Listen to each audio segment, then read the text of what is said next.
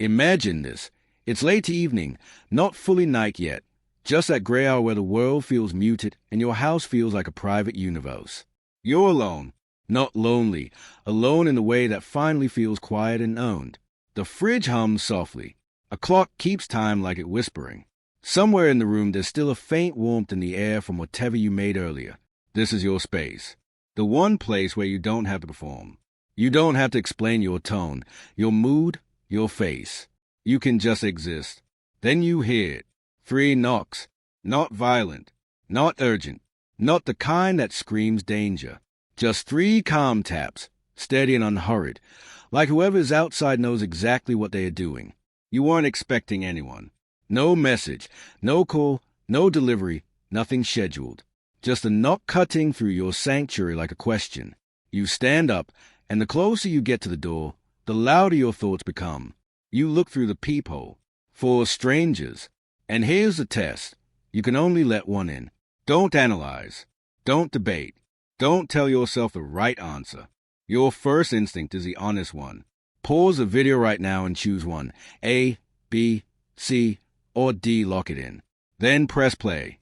Because the stranger you choose isn't really about them. It's about the part of you that's been knocking, quietly, for a long time. Now I'm going to introduce them to you, one by one. Take your time. Don't rush your body's reaction. Sometimes your nervous system answers before your mind does.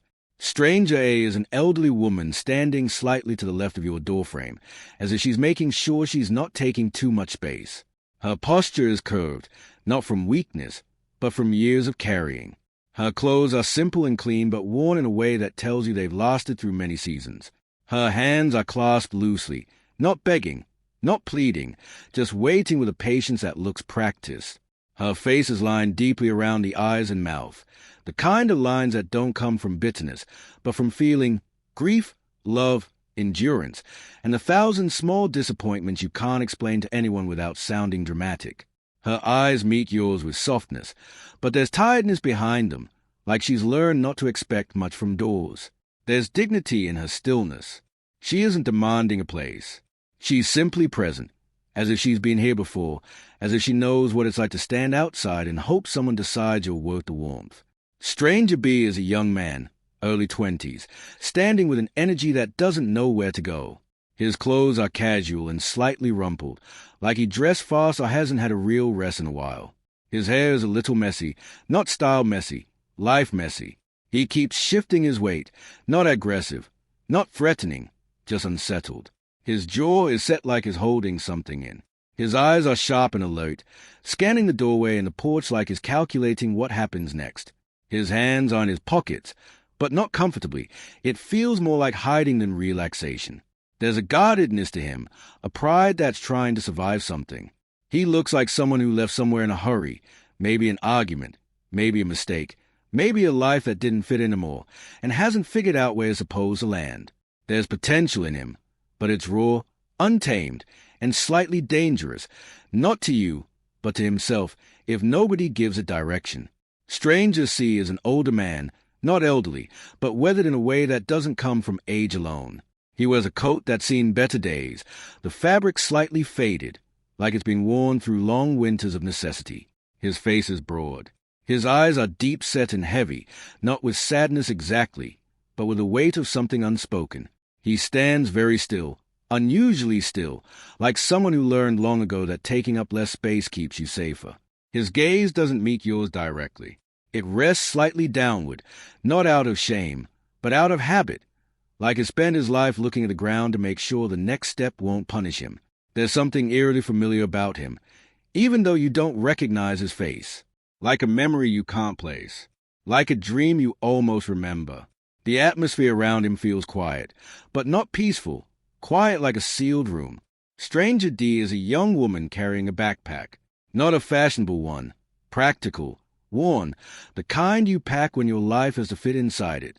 Her shoes are dusty, like she's been walking for a long time. Her clothes are simple and layered, the way people dress when they're used to being cold and still moving anyway. And then there's her expression. Open, direct, almost disarmingly bright for a doorstep at dusk. She looks at you without hesitation, without flinching, without that tiny fear most people carry when they need something. There's a strange confidence in her face, not arrogance, trust. Like she still believes there's more good in the world than bad, even after the world has tried to prove otherwise. She doesn't look defeated. She looks like she's in the middle of a story, moving towards something she can't fully name yet, but refusing to stop. For strangers, for energies, for doors inside you. Before we go further, check yourself. Which one did you pick? And be honest, did you feel pulled, or did you feel uneasy? Sometimes the stranger you avoid is the one that reveals the most. This isn't about judging you. There's no correct choice, but there's a message in your instinct. Jungian psychology is built on a simple, uncomfortable idea. Parts of you live in the dark until you're ready to see them. And what you feel drawn to, what you feel repelled by, often points to what your psyche is trying to balance. There's a line often credited to Carl Jung that says, when the unconscious isn't made conscious, it can steer your life and you'll call it fate. Whether you love that line or not, the truth is this: ignored parts of you don't disappear. They knock, they show up, they wait outside your door. So now, let's talk about what your choice reveals. If you chose Stranger A, the elderly woman, you didn't choose weakness. You chose endurance. You saw her and felt something soften. Not pity, recognition. Because Stranger A represents the kind of emotional labor that never gets applause. The kind of carrying that happens quietly while everyone else thinks you're fine. She is the archetype of emotional endurance, the one who has held families together, held friendships together, held crises together, held other people's nervous systems together, often without being asked, often without being thanked, often because you didn't feel like you had a choice. If you chose her, you are likely someone people lean on. You're the person who gets cold when things fall apart. Not because you always have solutions, but because you have steadiness. You don't panic easily. You don't make things worse. You hold. You contain. You listen. You show up. And even if you never say it out loud, you've learned to believe that your role in the world is to be strong for everyone else. In Jungian terms, you may resonate with the nature archetype, the energy that protects, sustains, and keeps life going. And yes, that can be beautiful. But every archetype has a shadow, and the shadow here is self-erasure. Here's the hard truth. When you're the person who always opens a door for others, you can start to believe you don't deserve someone opening it for you. You can start to treat your needs like inconveniences. You can start to feel guilty for resting. You can start to measure your worth by how useful you are. You can become so good at caring that you forget you are also someone who needs care.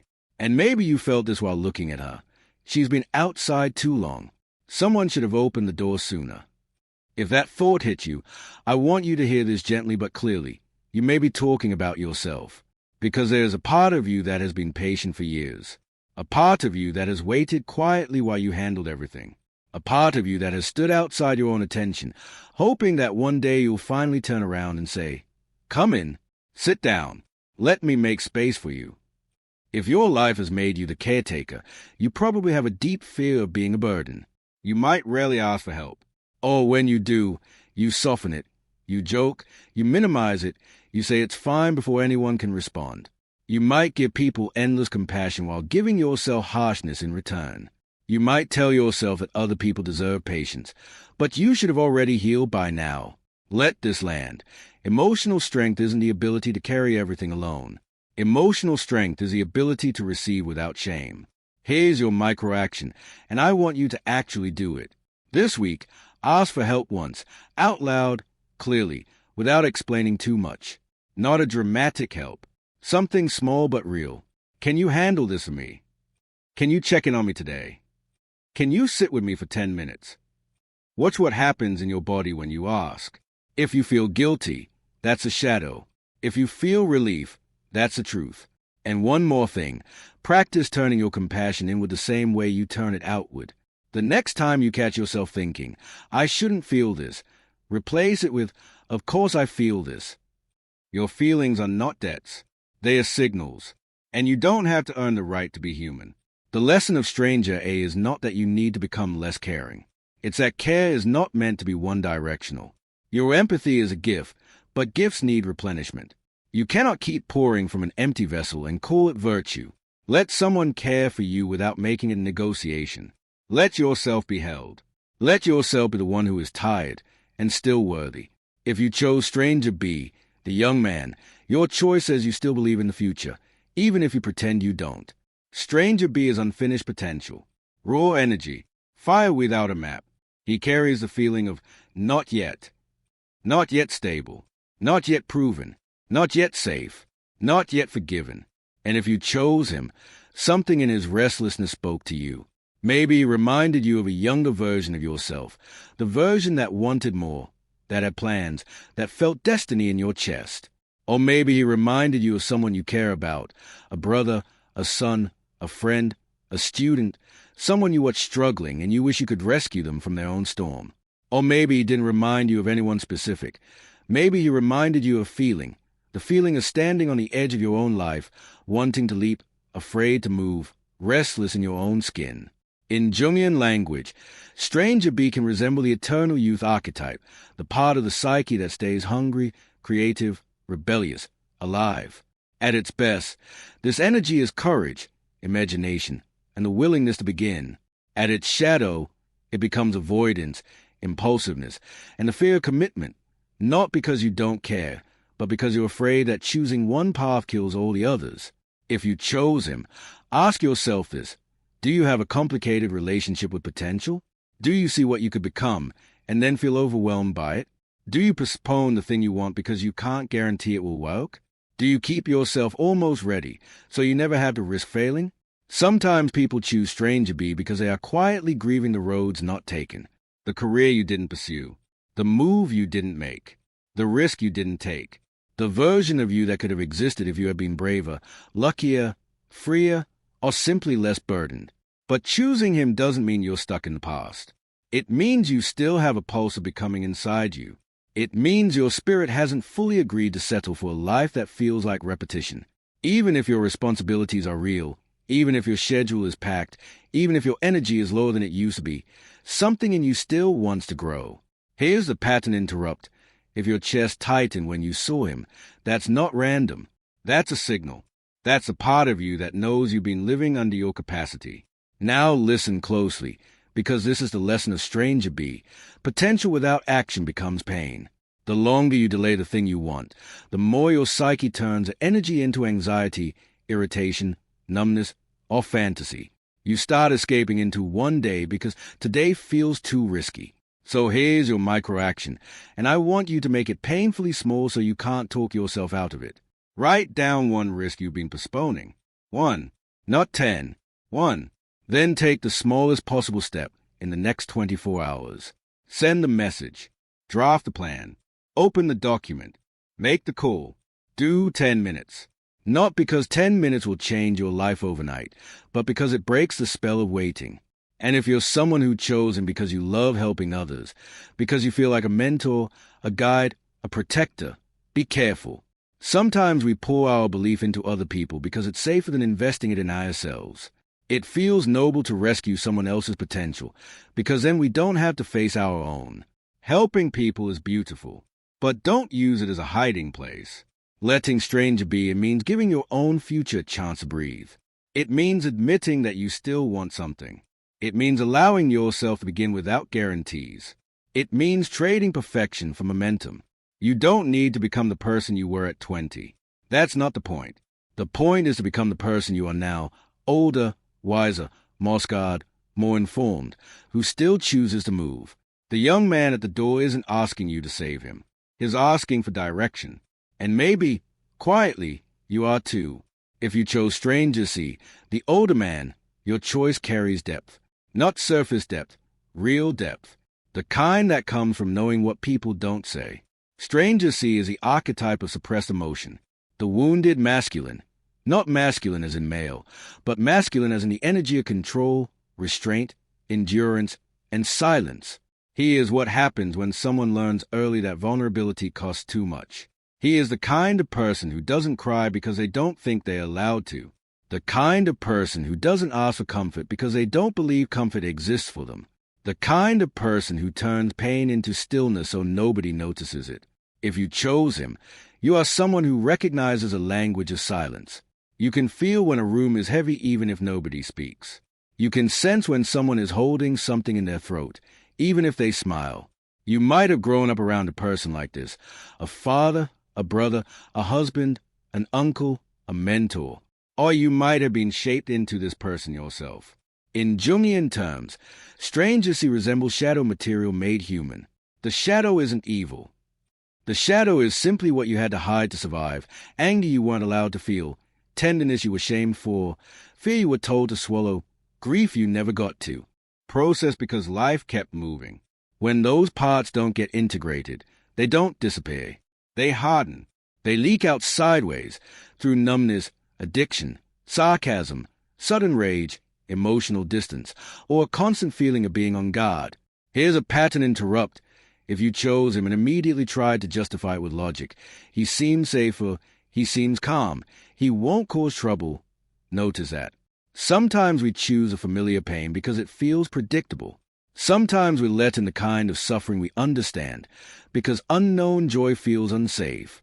If you chose strangecy, there's a strong chance you have a high capacity for compassion, but you learn to keep it controlled. You may be the type who shows love through responsibility instead of words. You might take care of practical needs while ignoring emotional needs. You might believe that being strong means being silent. You might even have a history of carrying other people's pain, thinking if you can understand it deeply enough, it will finally make sense. And there is something noble in your empathy. But there's also a shadow, absorption, the tendency to take responsibility for wounds you didn't create, the impulse to fix what is broken in others, the belief that if you love someone hard enough, they will heal. Here's the truth: you cannot heal someone by bleeding with them. Letting strangers see in is not about becoming someone's therapist. It's about welcoming the part of you that has been standing in the cold, unnamed, the part that learned to survive by shutting down, the part that wants warmth but doesn't know how to ask for it. So here's your micro-action, and it may feel strangely difficult. Tonight, name one feeling you usually swallow. Just one. Not a story, not an explanation. One word. Anger, loneliness, shame, grief, fear. Then write one sentence that starts with, I feel ____ when _____. Keep it simple. Keep it honest. You don't have to show anyone. The goal is not performance. The goal is contact. And if you have someone safe in your life, someone who has earned your honesty, practice one small act of vulnerability this week. Something like, I've been carrying a lot, or I don't know how to talk about this, but I want to try. Vulnerability doesn't have to be dramatic. It just has to be real. Many people who choose strangecy also carry the burden of forgiveness, especially if they were hurt by someone who never apologized. If that's you, hear this carefully. Forgiveness is not pretending it didn't happen. Forgiveness is not excusing harm. Forgiveness, at its healthiest, is refusing to let an old wound keep controlling your nervous system. Sometimes you forgive to stop bleeding, not to reward the person who cut you. And sometimes the person you need to forgive isn't someone else. Sometimes it's you, the you that did what you had to do to survive, the you that stayed quiet, the you that didn't speak up, the you that became hard because softness felt dangerous. The lesson of strangecy is this: parts of you became silent for a reason. But you don't have to live in survival forever. You can learn a new language. You can learn to feel without collapsing. You can learn to open the door and still remain safe. That's integration. That's strength with a heartbeat. If you chose Stranger D, the young woman with a backpack, your psyche is moving. Even if your life looks stable on the outside, something inside you is shifting. Stranger D is not standing at your door as a victim. She is a traveler, a seeker, someone moving toward meaning. She carries possibility on her back. And the thing that makes her powerful isn't her confidence. It's her trust. The kind of stubborn trust that says, I don't know exactly where this goes, but I'm going anyway. If you chose her, you value freedom. Not reckless freedom. Not chaos. A deeper freedom. The freedom to be authentic. The freedom to change. The freedom to walk away from what no longer fits, even if everyone else calls it foolish. You might not look like a free spirit. You might have a routine, a job, responsibilities, people depending on you. But inside, there's a part of you that has never been fully tamed. A part that feels alive when you imagine the open road, a new chapter, a new identity, a different version of your life. And that part is not childish. It's evolutionary. It's the psyche trying to grow beyond an old container. In Jungian terms, Stranger D resembles the explorer energy, the part of the psyche that seeks meaning through experience, through movement, through transformation. This is a part that cannot be fed by comfort alone. It needs expansion. It needs truth. It needs the feeling of becoming. If you chose her, you might be in a season of questioning. Not because your life is terrible, but because you can feel a quiet mismatch. You might look at your life and think, this is fine, but is this it? And that question is not ingratitude. It's growth. It's the soul outgrowing a shape. But every archetype is a shadow. The shadow of the explorer is escapism. Sometimes a desire for freedom is actually a fear of commitment, not just a people, but to a single version of yourself. You might struggle with settling on one path because choosing one feels like losing all the others. You might start things with passion and abandon them when the initial excitement fades. You might romanticize somewhere else because here requires you to face yourself. Here's a pattern interrupt. If you chose Stranger D because you felt like hope, ask yourself, have you been starving for hope? Have you been doing everything right on paper while feeling quietly restless inside? Letting her in doesn't necessarily mean you need to quit your job or leave your city or blow up your life. The most powerful journeys are often internal. Sometimes a new place you need is a deeper level of honesty inside the life you already have. So here's your micro-action, and it's designed to protect you from scattering. Choose one desire you've been carrying, the book you want to write, the skill you want to learn, the project you keep postponing, the conversation you keep avoiding, the version of yourself you keep meeting in daydreams. Choose one, then commit to it for 30 days. Not forever. 30 days. No switching. No chasing the next shiny thing. 30 days of consistent contact. Even 10 minutes a day counts. The goal is not perfection. It's depth. The goal is proving to your psyche that freedom can coexist with commitment. And if what you're craving is not a project but a feeling, aliveness, meaning, connection, build a tiny ritual that creates movement without chaos. Take a new route on your walk. Visit a place alone. Spend an hour with no phone and just a notebook. Say yes to one experience that stretches you slightly. Your explorer doesn't need you to run away. Your explorer needs you to wake up. The lesson of Stranger D is this. The journey you want is not only out there. It's also in here. The backpack she carries isn't full of things. It's full of possibilities. And so are you. But possibilities become real only when you choose one and walk with it long enough to become someone new. Now, I want you to sit with something. Whichever stranger you chose, they are not just a person at your door. They are a part of you, a part that has been waiting outside your awareness, maybe gently, maybe for years. And tonight, in your imagination, you open the door. That matters more than you think, because most people hear the knock and drown it out. They stay busy. They stay distracted. They scroll. They work. They argue. They entertain themselves into numbness because it's easier than meeting the part of themselves that are asking for attention. The psyche learns quickly. If you don't answer the knock, it will knock louder. It will show up as anxiety, as emptiness, as sudden exhaustion, as a strange sadness you can't explain, as irritation at a life that looks fine but feels wrong. This exercise isn't magic. It's a mirror, and mirrors don't judge. They reveal. Jungian psychology doesn't promise constant happiness.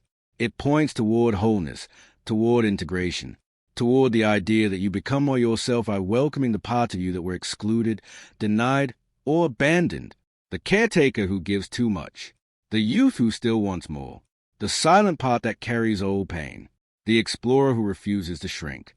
They all live inside you. The only question is, which one have you been leaving out in the cold?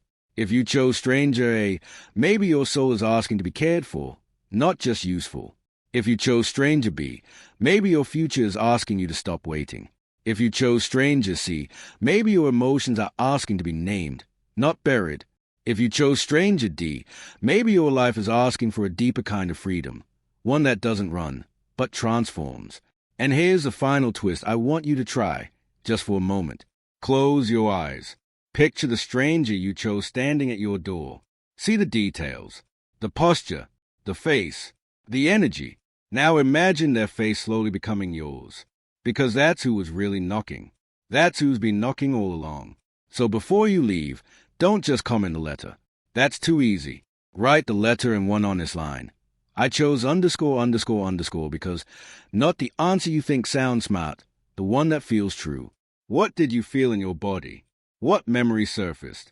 What part of your life did it point to? When you share that, you're not just leaving a comment. You're opening a door for someone else who needed your words more than you realize. And if this is your first time here, welcome to the Spectrum Mind. This isn't a place where we watch and forget. This is a place where we watch and recognize ourselves. Where psychology isn't trivia, it's a flashlight. And every video is a mirror. Subscribe if you want more mirrors. I'll see you in the next one.